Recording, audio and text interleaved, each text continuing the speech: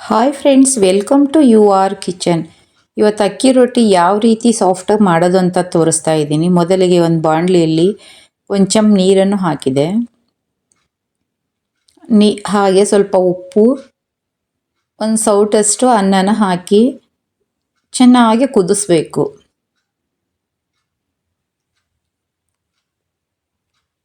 ಅನ್ನ ಸಾಫ್ಟ್ ಆದಮೇಲೆ ನಾನೀಗ 3 ಬಟ್ಲು ಅಕ್ಕಿ ಹಿಟ್ಟನ್ನು ತಗೊಂಡಿದ್ದೀನಿ. ಅಕ್ಕಿ ಹಿಟ್ಟು ಹಾಕಿದ ನಂತರ ಎಲ್ಲವನ್ನು ನೀಟಾಗಿ ಈ ರೀತಿ ಮಿಕ್ಸ್ ಮಾಡಬೇಕು. ಉರಿನ ಆಫ್ ಮಾಡಬೇಡಿ, ಸ್ಲಿಮ್ಮಲ್ಲೇ ಇರಲಿ, ಹಾಗೆ ಮಿಕ್ಸ್ ಮಾಡಿ.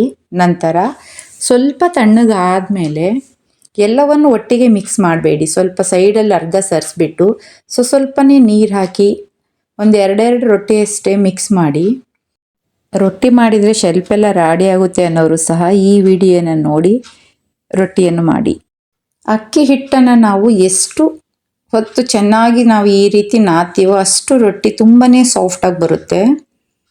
ಸ್ವಲ್ಪ ನೀರನ್ನು ಹಾಕಿಬಿಟ್ಟು ಕೈಯಲ್ಲಿ ಸ್ವಲ್ಪ ನೀರನ್ನು ಅದ್ಬಿಟ್ಟು ಹಿಟ್ಟನ್ನು ನೀಟಾಗಿ ಮಿಕ್ಸ್ ಮಾಡಬೇಕು. 1-2 ನಿಮಿಷನಾದರೂ ಹಿಟ್ಟನ್ನು ಈ ರೀತಿ ಮಿಕ್ಸ್ ಮಾಡಿ. ಆ ಹಿಟ್ಟು ನೋಡಿದರೆ ಕೈಯಲ್ಲಿ ನಾವು ಉಬ್ಬಿರೋ ಥರ ಅನಿಸ್ಬೇಕು, ಅಷ್ಟು ಸಾಫ್ಟ್ ಆಗಬೇಕು ಹಿಟ್ಟು. ಆವಾಗಲೇ ರೊಟ್ಟಿ ತುಂಬಾ ಚೆನ್ನಾಗಿ ಬರೋದು. ಅಯ್ಯೋ, ನನಗೆ ರೊಟ್ಟಿನೇ ಮಾಡೋಕ್ಕೆ ಬರಲ್ಲಪ್ಪ, ತುಂಬ ಗಟ್ಟಿಯಾಗುತ್ತೆ ಅಕ್ಕಿ ರೊಟ್ಟಿ ಅನ್ನೋರು ಈ ವಿಡಿಯೋನ ಮಿಸ್ ಮಾಡಬೇಡಿ.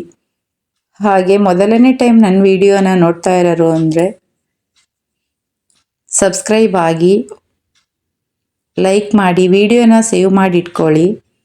ನಂತರ ಹಿಟ್ಟನ್ನು ಎಲ್ಲ ನಾದಾದಮೇಲೆ ಸಣ್ಣ ಉಂಡೆಯನ್ನಾಗಿ ಮಾಡಿ ನಾನು ಈಗ ಲಟ್ಟಣಿಗೆಯಲ್ಲಿ ಉದುತ್ತಾ ಇದ್ದೀನಿ. ರೊಟ್ಟಿ ಲಟ್ಟಣಿಗೆಯಲ್ಲೂ ಉದ್ಬೋದು, ಕೈಯಲ್ಲಿ ತಟ್ಲೂಬೋದು, ರೊಟ್ಟಿಯನ್ನು ಹರಿದೋಗಲ್ಲ. ನಂತರ ನಾನು ಬೇಯಿಸ್ಬೇಕಾದ್ರೆ ಸ್ವಲ್ಪ ನೀರನ್ನು ಮೇಲೆ ಚಿಮ್ಮಿಸ್ತಾ ಇದ್ದೀನಿ. ನೋಡಿ ಎಷ್ಟು ಚೆನ್ನಾಗಿ ಬಂದಿದೆ ರೊಟ್ಟಿ, ತುಂಬಾ ಟೇಸ್ಟಿಯಾಗಿರುತ್ತೆ ರೊಟ್ಟಿ. ಸ್ವಲ್ಪ ಉಪ್ಪನ್ನು ಹಾಕಿ ಮಾಡಿ.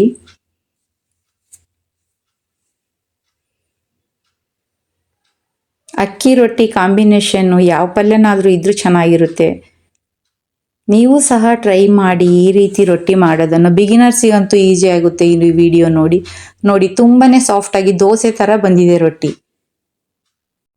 ಇಷ್ಟು ತೆಳುವಾದ ರೊಟ್ಟಿ ಹಾಗೂ ಸಾಫ್ಟ್ ಆದ ರೊಟ್ಟಿ ನೀವು ಸಹ ಮನೆಯಲ್ಲಿಯೇ ಮಾಡಬಹುದು. ನಾನಿದ್ರ ಜೊತೆಯಲ್ಲಿ ತರಕಾರಿ ಪಲ್ಯನ ಮಾಡಿದ್ದೆ, ತುಂಬಾ ಟೇಸ್ಟಿಯಾಗಿತ್ತು. ನೀವು ಸಹ ಟ್ರೈ ಮಾಡಿ. Thank you for watching.